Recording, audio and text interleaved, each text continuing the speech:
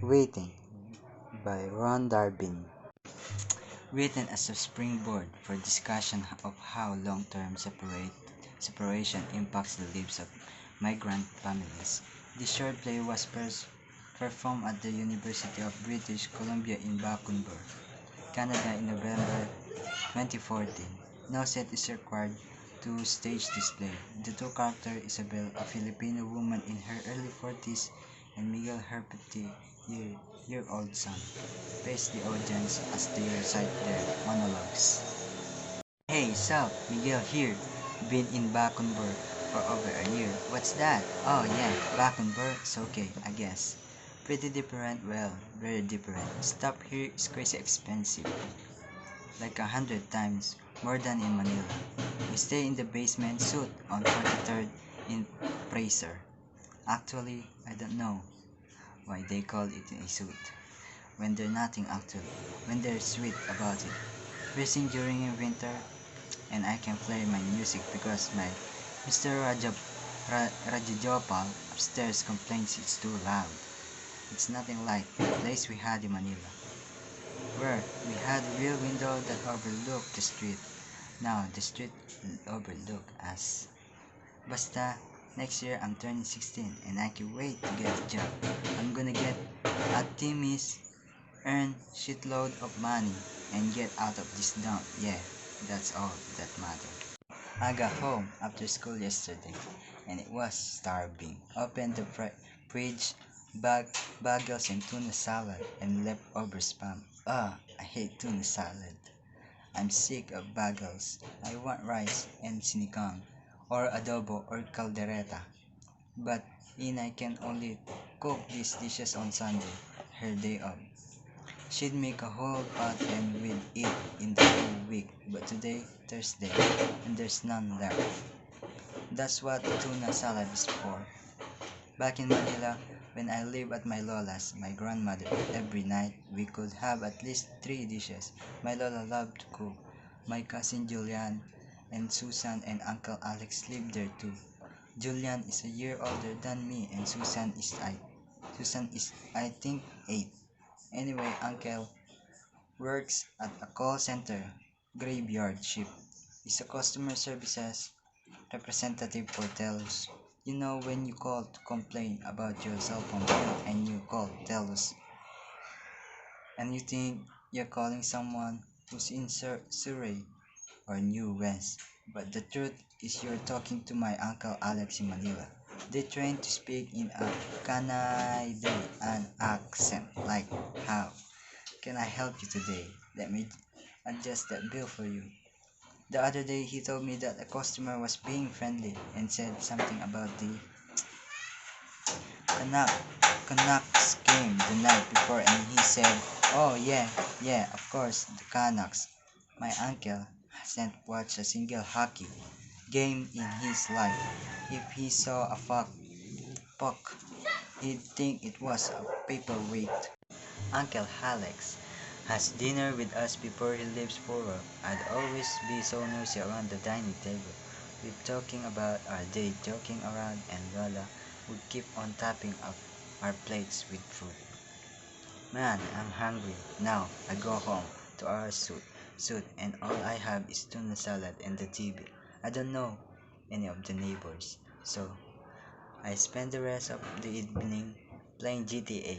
And the best part is that Inay got me these kick-ass headphones last Christmas so that Mr. Rajagopal upstairs would stop complaining about the noise.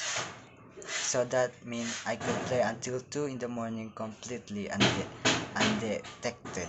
Yup, that's how it works. When my mom finally got the family visa for us to come over, we had to wait another year to get the money ready for our tickets and stuff. Things were kinda okay the first couple of months we were here.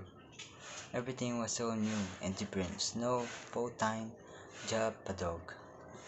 As the weather got colder and colder, too, temperatures at home got hotter and hotter. Inay and Itay started fighting a lot, and it was about money.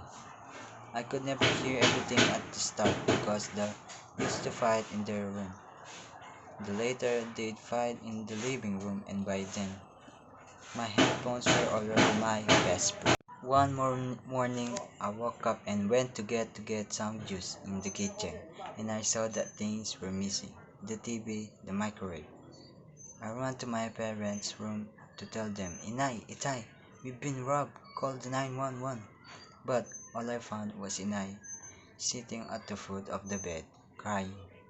The closet was open, my father's clothes were gone. I haven't seen him since. Things changed so much here. The weather, the season.